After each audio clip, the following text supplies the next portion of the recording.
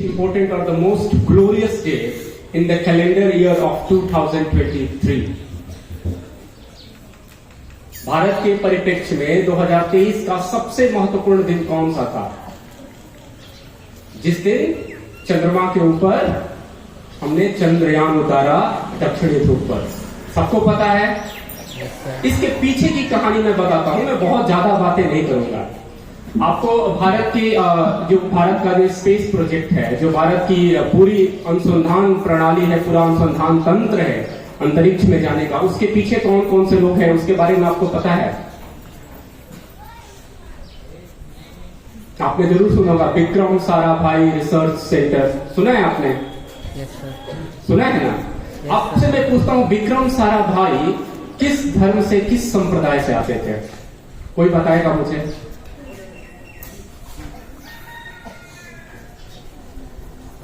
कोई भी बता दो। देखो, इससे एक ये भी बात जाहिर होती है कि हम हर एक व्यक्ति का धर्म जानने की कोशिश नहीं करते हैं। वो किस संप्रदाय से आता है, किस जाति से आता है। विक्रम साराभाई अगर भारत में जाने जाते हैं तो वो अपने कर्तृत्व के लिए जाने जाते हैं। जिस तरह से उन्होंने अंतरिक्ष विज्ञान में भारत का नेतृत्व किया, हमें उनकी जाति और धर्म से मतलब नहीं है। फिर मैं दूसरे व्यक्ति का नाम लेता हूं। दूसरे व्यक्ति डॉक्टर एपीजे अब्दुल कलाम का नाम आप सुनते होंगे, पता है ना आपको? उनका धर्म क्या है? वो इस्लाम संप्रदाय से आते हैं। और अब एक मैं तीसरे व्यक्ति का नाम लूंगा। आप बताओगे अंतरिक्ष में भारत के तीसरे व्यक्ति जो सबसे इंपॉर्टेंट है, उनका नाम क्या है? विक्रम। अभी एक वेब सीरीज आई है विक्रम करके, आपने देखा क्या उसे? अगर आपको वक्त मिले तो आप जाके उस वेब सीरीज को जरूर देखिएगा। उससे आपको पता चलेगा कि भारत में पूरा का पूरा ये अंतरिक्ष कार्यक्रम और नाभिकीय कार्यक्रम कैसे चला। तीसरे व्यक्ति का नाम है होमी जहांगीर भाभा। उनका धर्म क्या है? वो किस संप्रदाय से आते हैं? कोई बताएगा मुझे? पारसी। इसमें हिंदू कहां है? भारत अगर पूरी दुनिया में सबसे आगे खड़ा है, चाहे वो नाभिकीय शक्ति की बात हो, चाहे वो अंतरिक्ष विज्ञान की बात हो, तो भारत एक हिंदू बहुसंख्यक देश है। लेकिन भारत को सबसे सामने अगर लाके आगे कोई खड़ा कर देता है तो ये तीन लोग हैं, जो एक जैन धर्म से आते हैं, एक पारसी धर्म से आते हैं, एक इस्लाम संप्रदाय से आते हैं। और उस समय भारत के प्रधानमंत्री कोई हिंदू थे, कोई राष्ट्रपति थे। तो भारत धर्मों से नहीं बनता है। तो जब हम चांद की गौरव गाथा गा रहे थे, जब हम अपनी नाभिकीय शक्ति लेके पूरी दुनिया के सामने खड़े हो जाते हैं, तो हमें यह कभी नहीं भूलना चाहिए कि एक आदमी जो 50,000 की जनसंख्या से आता है, जो भारत की जनसंख्या के लिए कुछ भी नहीं है, 1 अरब 40 करोड़ में, वो आदमी आपको नाभिकीय शक्ति संपन्न करता है। एक आदमी जो 2 लाख 3 लाख की जनसंख्या से आता है, वो आपको चांद पे पहुंचा देता है। तो ये भारत की ताकत है। वो क्यों ताकत मिलती है? क्योंकि हमने उस आदमी को इतनी शक्ति दी है कि अगर आपकी संख्या 1 भी है तो भारत आपके लिए उतना ही खड़ा है जितना 80 करोड़ की जनसंख्या के लिए खड़ा है। ये भारत की खूबसूरती है। आपको पता है कि भारत में दूसरे नंबर का सबसे धनी व्यक्ति कौन है? 1 नंबर का धनी व्यक्ति जो सबसे पहले नंबर पे है, गौतम अडानी। उनका धर्म क्या है पता आपको? जैन है। वो उनकी संख्या 0.02% है भारत में। रतन टाटा जो पिछले 120-25 साल से भारत के सबसे धनी व्यक्ति टाटा परिवार है, उनका धर्म क्या है पता है आपको? पता है? पारसी है वो। और इस तरह के मैं आपको हजारों उदाहरण दे सकता हूं। What I mean to tell you, that's why I talked all these things in Hindi, so that you could understand the essence of India. This is the quintessence beauty of India, that India do not celebrate homogeneity. India do not celebrate unification in only one way.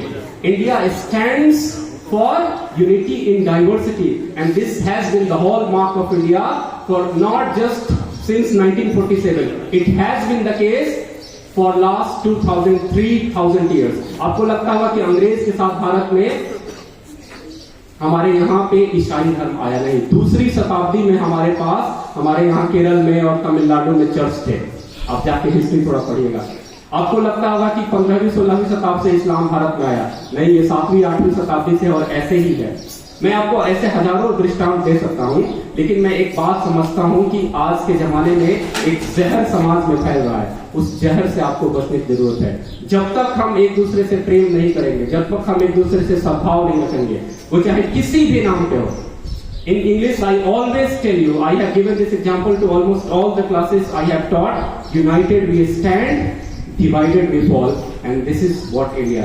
Jai Hind, Jai Bharat. Thank you very much, sir, for such an enlightenment speech. Many of the things even we teachers are also not knowing.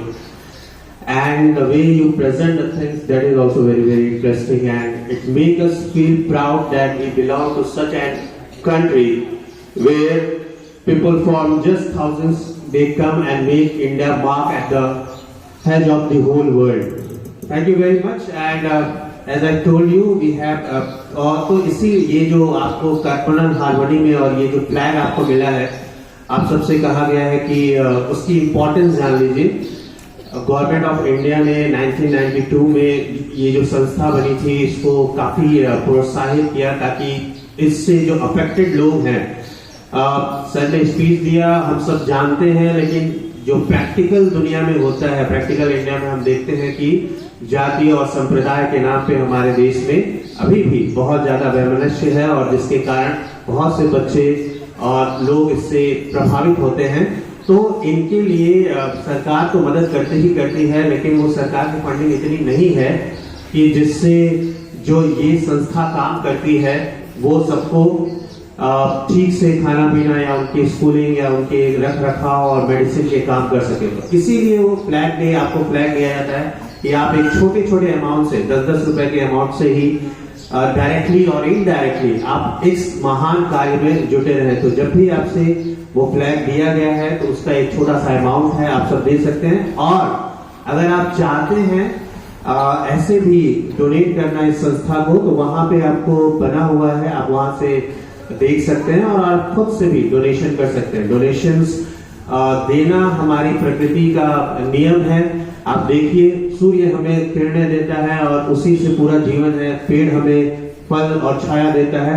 तो जो देते हैं वही महान बनते हैं, उन्हीं की महानता है। तो हमें देने की क्रिया को भी अपने अंदर ये समाहित करना चाहिए, ताकि हम सिर्फ इस बात, इंसान हम तभी बनते हैं जब हम देते हैं।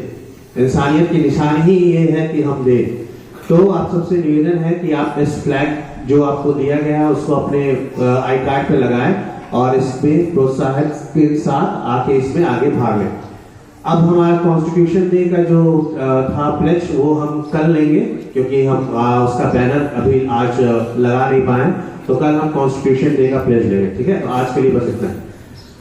बाकी आप सब जानते हैं इन्फेक्शन है और आप सबको चीजें फॉलो करनी है, लेकिन unfortunately still many of you are dragging your feets and not going into the lines. Time से अभी भी नहीं आ रहे हैं आप लोग। आपसे बोला गया था जब यहाँ बैंड बजने लगे तो अगर आप वहां से आते हैं तो आप बैग वहां रखेंगे और सीधे असेंबली में आएंगे। जैसे बैंड बजने लगे आप सब अपनी क्लासेस छोड़ के सीधे आप अपने असेंबली में आएंगे, ताकि हम असेंबली को 8 बजे शुरू करके 8:20 तक इसका समापन कर सके, ताकि हमारी जो क्लासेस है, फर्स्ट क्लासेस में हमेशा 5-10 मिनट हम लेट हो जाते हैं, वो ना हो सके। तो उम्मीद करते हैं कि कल से आप इस बात का ध्यान रखें। ठीक है, दैट्स ऑल, थैंक यू। विद्यालय सावधान।